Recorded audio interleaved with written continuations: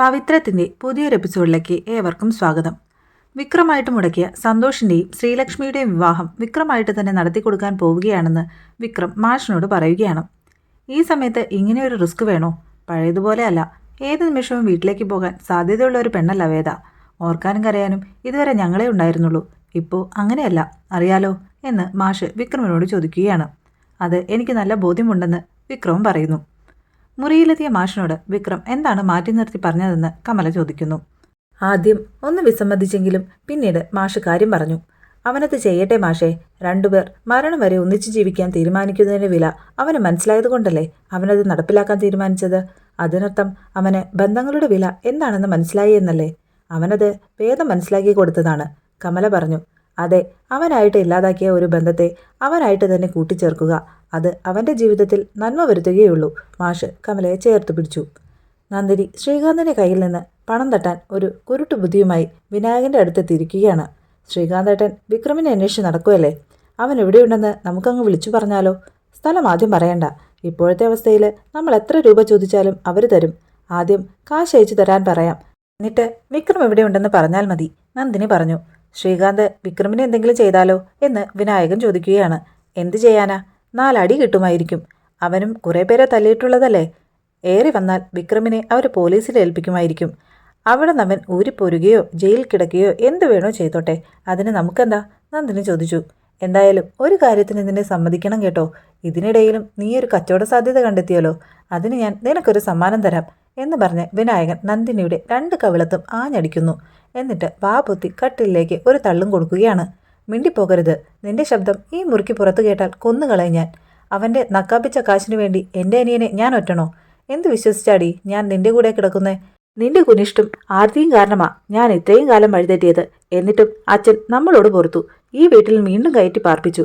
എന്നിട്ടും നിന്റെ സ്വഭാവത്തിന് ഒരു മാറ്റവും വന്നിട്ടില്ല. മതി, ഇനി നമ്മൾ തമ്മിൽ ഒന്നിച്ചാൽ ശരിയാകില്ല. നാളെ തന്നെ നീ നിന്റെ വീട്ടിലേക്ക് പോയിക്കൊള്ളണം. ഇനി സഹിക്കാൻ എനിക്ക് വയ്യ, വിനായകൻ പറഞ്ഞു. ഞാൻ എവിടെ പോകാനാ? അങ്ങനെ ഒരു സ്ഥലമില്ലെന്ന് നിങ്ങൾക്കറിഞ്ഞൂടെ?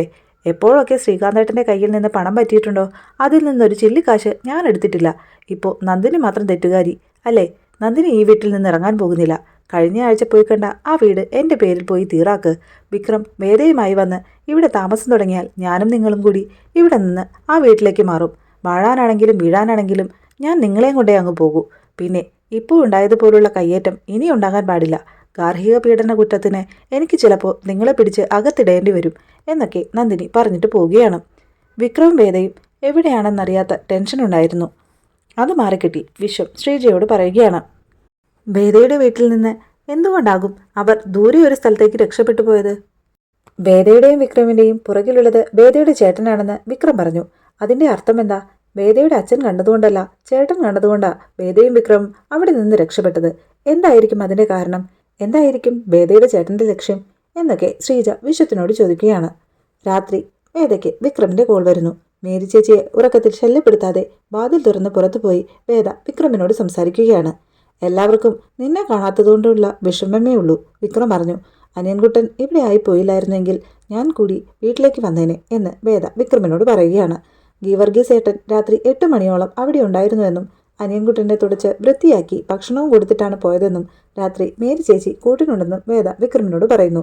ഇപ്പോൾ ഇവിടെ ഇങ്ങനെ ഇരിക്കുമ്പോൾ എന്തോ ഒരു വിഷമം പോലെ വേദ വിക്രമിനോട് പറയുകയാണ്. എന്തു പറ്റി? വിക്രം ചോദിച്ചു. വിക്രം അടുത്തില്ലാത്തത് കൊണ്ടാകും. ഇത്രയും ദിവസം കൂടെ ഇരുന്നിട്ട് പെട്ടെന്ന് മാറി നിന്നപ്പോൾ എന്തോ എനിക്ക് ഒറ്റയ്ക്കിരുന്ന് കരയാനൊക്കെ തോന്നുക എന്ന് വേദ പറയുന്നു. 1-2 ദിവസത്തേക്ക് മാറി നിൽക്കേണ്ടി വന്നപ്പോൾ ഇങ്ങനെ തോന്നുന്നുണ്ടെങ്കിലേ കുറേ കാലത്തേക്ക് മാറി നിൽക്കേണ്ടി വന്നാലോ എന്ന് വിക്രം ചോദിക്കുകയാണ്. എന്തിനാ എപ്പോഴും ഇങ്ങനെ പിരിയുന്നതിനെ പറ്റി പറയുന്നേ എന്ന് ചോദിച്ച് വേദ ദേഷ്യപ്പെടുന്നു. ഇനി രണ്ടാളും അങ്ങനെ പറയണ്ട എന്ന് വേദ പറയുകയാണ്. പിന്നെ അവരങ്ങനെ കുറേ നേരം സംസാരിക്കുന്നു. രാവിലെ ബ്രേക്ക്ഫാസ്റ്റ് കഴിക്കാനിരിക്കുന്നതിനിടയിൽ നന്ദിനി വിക്രമിനോട് ചോദിക്കുകയാണ്. വേദയെ മാത്രം അവിടെ ഒറ്റയ്ക്ക് നിർത്തിയിട്ട് നിനക്ക് മാത്രം എന്താ ഇവിടെ ഒറ്റയ്ക്ക് ചെയ്തു തീർക്കാനുള്ളത് എന്ന്. ഇത് കേട്ട് മാഷാണ് മറുപടി പറയുന്നത്. മാഷ് ചോദിച്ചു, എന്താ അതറിഞ്ഞിട്ട് നിനക്ക് ആരെയെങ്കിലും അറിയിക്കാനുണ്ടോ നന്ദിനി? മാഷിൻ്റെ ചോദ്യം കേട്ട് നന്ദിനി ചോദിച്ചു, ഇവിടെ നടക്കുന്ന കാര്യങ്ങളൊക്കെ ഞാൻ ആരോടൊക്കെ വിളിച്ചു പറയുന്നുണ്ടെന്നാണോ? ചോദ്യത്തിലെ ക്യൂരിയോസിറ്റി കണ്ടിട്ട് ചോദിച്ചതാ, മാഷ് പറഞ്ഞു. ഇവനിവിടെ വന്നത് ഒരാളെ തട്ടിക്കൊണ്ടു പോകാനാ. മാഷ് പറയുന്നത് കേട്ട് വിക്രം ഒന്ന് ഞെട്ടി. ഇങ്ങനെ വല്ലതും പറഞ്ഞാലേ ഇവൾക്ക് തൃപ്തിയാകൂ, മാഷ് പറഞ്ഞു. അങ്ങനെ സംസാരിച്ചു കൊണ്ടിരിക്കുമ്പോഴേക്കും കമല വിക്രമിനോട് ചോദിക്കുകയാണ്, വേദയോട് ഒന്ന് സംസാരിക്കാൻ പറ്റുമോ? ഉടനെ വിക്രം വേദയെ ഫോൺ ചെയ്ത് കമലയ്ക്ക് കൊടുക്കുകയാണ്. ഇതൊന്നും നന്ദിനിക്ക് ഒട്ടും ഇഷ്ടപ്പെടുന്നില്ല. അപ്പോൾ അടുത്ത എപ്പിസോഡിനായി നമുക്ക് കാത്തിരിക്കാം. അതുവരേക്കും ബൈ.